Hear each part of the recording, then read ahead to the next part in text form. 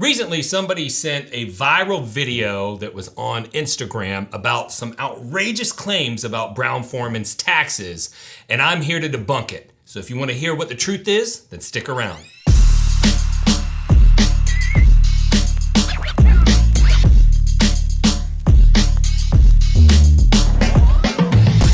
So before we get started, we do have to thank all of our patron supporters out there. This content would not be possible without support from viewers like you. It's only a tiny percentage of viewers that actually contribute financially, and everyone's names that are on your screen right now are contributing at the top 3 levels, and we couldn't do it without these guys and the others at the lower levels. We just want to say thank you. Now, somebody tagged me in this video, and there are some pretty outrageous claims. If you haven't seen it, here it is. Every gallon of whiskey we make, we owe the government $13.50 a proof gallon. A barrel at 125 proof is 66 proof gallons. So every barrel we fill, we owe the government $894 in new make taxes day one. Brown-Forman alone pays roughly $4 million a day in new make taxes. $20 million a week, $1 billion a year. In year 4 to 7 years, remember recouping that money when you finally dump that whiskey, put it in a bottle, and sell it to the distributor. Okay, so in this video, this individual appears to be giving a tour at a Brown-Forman facility, and he claims that they pay $13.50 per proof gallon of government excise tax on every gallon of whiskey that they make. In the video, he also claims that a newly filled barrel has 66 proof gallons of whiskey at 125 proof. He claims that every single barrel that they fill, they end up owing the government $894, and he very specifically says on day one.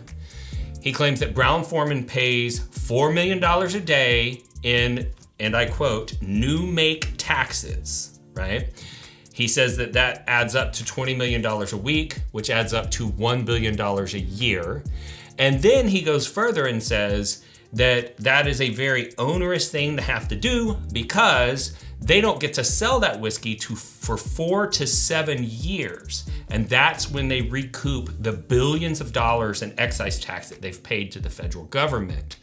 Now, some of what he said was true, some of what he said is untrue and therefore extremely misleading. So let's get into what the actual details are. So the federal government does charge an excise tax per proof gallon of whiskey, that is true. But there are 3 tiers of tax based on your production level. So for tier 1, and this part's very important, for your first 100,000 gallons of production, which I will admit, Brown-Forman produces way more than 100,000 gallons per year. But for your first 100,000, you only pay $2.70 per proof gallon. The second tier, which covers you from 100,000 gallons to 22.13 million gallons, is actually $13.34, okay? And then above that 22,130,000 gallons, that's when you start paying the 13.5, okay? So his number 13.5 is accurate, but only above 22,130,000 proof gallons per year. Now, the reason why the tiers are significant is because Brown-Forman has a bunch of different distilled spirits plants licenses, and each distilled spirit plant gets to produce that $100,000 at that 2.7 rate, okay? And each one gets to go up to the 22 million gallons at the 13.34 rate. And so the reality is, because they have so many DSPs, they're actually not paying 13.5 on every gallon, okay? The average is gonna be somewhere significantly lower than that. But that's not all that makes this misleading. Now, there are 66 proof gallons in a newly filled barrel, but you do not pay tax on the whiskey when it goes into the barrel. He claims that it's $894 per barrel because the excise tax is charged right then. But the reality is, you don't pay tax, the excise tax on whiskey, until it is taken out of the bonded area of your warehouse. So when you hear that term bottled in bond, when you have a DSP license, you literally, as part of your application process, have to send a map of your location, and you literally highlight the areas of your map that are your production and aging areas, and those areas are considered to be bonded areas of your warehouse. And then you have areas where you like do logistics and shipping, and those areas are considered to be outside of the bonded areas. And once you move a barrel of whiskey from your bonded area to your non-bonded area, which is typically where your bottling line is, that's when you have to put that into your next excise tax report, and that's when the taxes become due. And it has been that way since 1964. There was a problem where there was a bunch of whiskey that was being aged, and taxes were coming up and were due, and whiskey demand was going down. And one of the largest producers of whiskey fought to have excise taxes changed so that you don't pay it until you pull the whiskey out of bond. And had they not done that, there would have been more bankruptcies and problems inside the industry. Now, this makes it very significant because remember, he said there's 66 proof gallons in a barrel, and he calculated it was $894 per barrel in the video. But once a barrel has aged, it loses a significant portion of its volume due to evaporative loss, or what a lot of people call angel share loss. And so you're actually, even though you produce 66 gallons of proof gallons of whiskey and put it in that barrel, you are never gonna pay tax on all of that whiskey that you produce, because a bunch of it's gonna evaporate in the air, and you will never owe a single penny of tax on that. And as kind of a point to that, you can go to a production company like MGP or Castle and Key, or there's several companies out there, Bardstown Bourbon Company, and you can buy newly made barrels of whiskey from them for about $850, okay? And there's a couple of reasons why they're able to do that. One, they're not paying $894 per barrel in taxes, otherwise they'd be losing almost $50 every time they sold a barrel. It's possible that they do that because they never pay the taxes on it. Whoever buys that barrel ends up paying the taxes on it, because all of these barrels are transferred in bond. So you can move whiskey barrels from one bonded warehouse to someone else's bonded warehouse. You just have to file some paperwork with the government, and it's called a TIB, a transfer in bond, okay? And so all of that's not true. So they don't ever actually have to pay the taxes and then wait 4 to 7 years, as he claimed in this video. Their taxes are not due until they pull out a bond. They pull out a bond, they bottle it, they ship it to a wholesaler. That wholesaler typically has 30-day net terms to pay, but you don't pay the tax the day that you pull it out of bond. It's gonna go into your next excise tax report, which is spread out far enough apart that you're gonna be outlaying that cash at about the same time that the money comes in from your wholesaler. So that whole thing that he was trying to make you feel bad for Brown-Forman because they have to pay billions of dollars in taxes and wait years to recoup it, that's actually untrue all the way around. What are you doing? Oh, I'm testing my new whiskey glass that I had designed. Why? Well, there's a company out there that's a real Karen.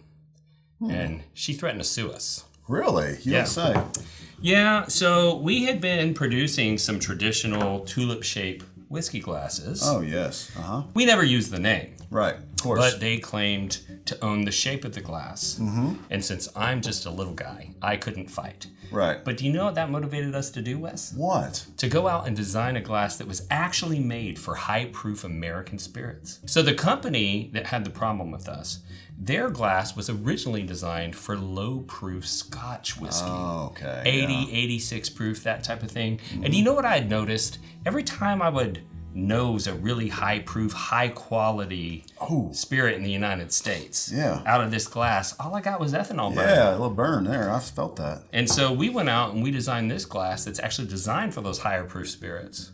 And I'm so confident in this glass that if anybody were to go to our website and buy one, I'm offering a money-back guarantee. Wow. If you get that glass to your house and you find yourself one of these traditional tulip-shaped glasses and you nose a high-proof spirit side by side and you can't tell the difference, I will gladly give you your money back. So what you're saying is they can really stick it to the Karen and support the little guy by going to bourbonrealtalk.com and ordering one of these with absolutely no risk. They could get their money back if they don't prefer it, nosing it to the other. Absolutely. Okay. And if you love small business and you like sticking it to Karen's, that's the way to go. Stick it to Karen. bourbonrealtalk.com. Cheers.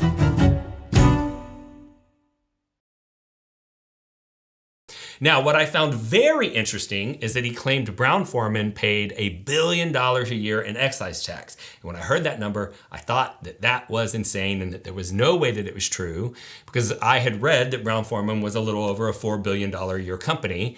And I'm like, there is no way that Brown-Forman is spending over 25% of all revenues generated just on excise tax. And I turned out to be mostly wrong. In fact, his number was a little bit low. I was able to find this in the 2024, because Brown-Forman is a publicly traded company. Publicly traded companies have financial disclosure requirements. You can go to their website and you can download their annual report. And when I downloaded Brown-Forman's annual report, I was able to find this statement that shows that in 2024, they paid $1.15 billion in excise tax. Okay, and that is a great big number. And so how is it possible that everything that I just told you was true about how the tax gets collected, but even his number for how much they're paying in taxes is low? Well, that's because the excise tax category is also going to include the state excise taxes, which in some instances are very high and very onerous on the producer. And so that excise tax category would include, in both the state of Kentucky and Tennessee, charge a state excise tax on production. And so that category is going to include the excise tax for state and federal. So when you average that out over everything, it does turn out to be $1.15 billion. Now, it also turned out that when I've been hearing those sales numbers are net of the excise tax. So I thought that they were a little over a $4 billion a year company. Their actual gross revenue, including the excise tax, is over $5 billion. But they are paying about 20% of their gross revenue into excise taxes in the state, in the federal government, which is why whiskey is such an important component for the US government's budget. Whiskey has generated more tax revenues than any other category besides petroleum. We funded wars with it. It used to be part of a soldier's pay to get whiskey from the federal government. And so whiskey is as much of a part of American culture and development as anything else you can think of. It's more American than apple pie and baseball. So I hope that this was kind of instructive for you and that you learned something.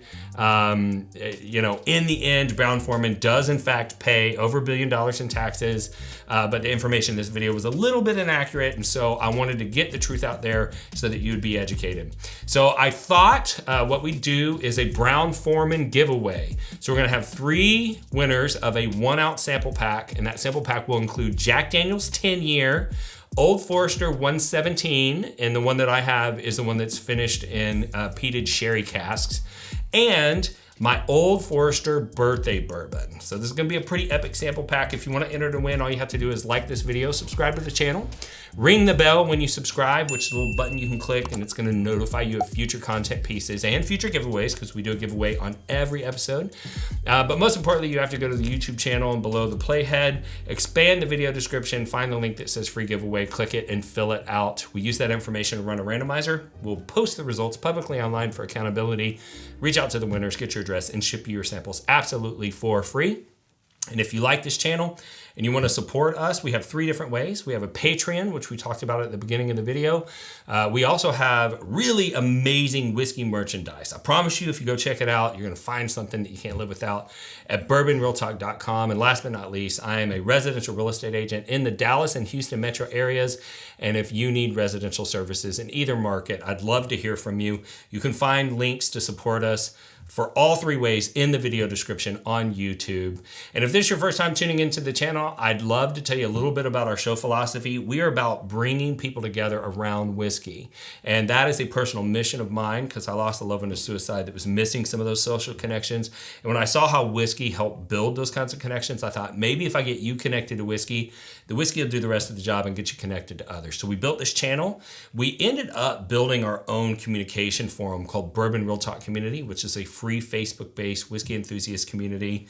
To my knowledge, it's the largest American-based enthusiast community on Facebook, American whiskey base on Facebook. And it is totally troll-free. We don't allow any of the negativity that we've seen in some of the other forums out there. And it's been so successful, and we've melded together so well as a family. We were able to start a 501c3 called livestayproject.org that focuses on suicide prevention and intervention. And so that's been great. So, check that out. It's free. The other thing that we learned as we were going through this process and we were seeing some negativity is that if those individuals can be negative and show hate to a stranger online, there's nothing that keeps us from loving a stranger online. And that's why we end every episode the same way, and that's this. If you woke up this morning and you're unsure whether or not anyone loved you, just know that I love you. And I'll see you next time on Bourbon Real Talk.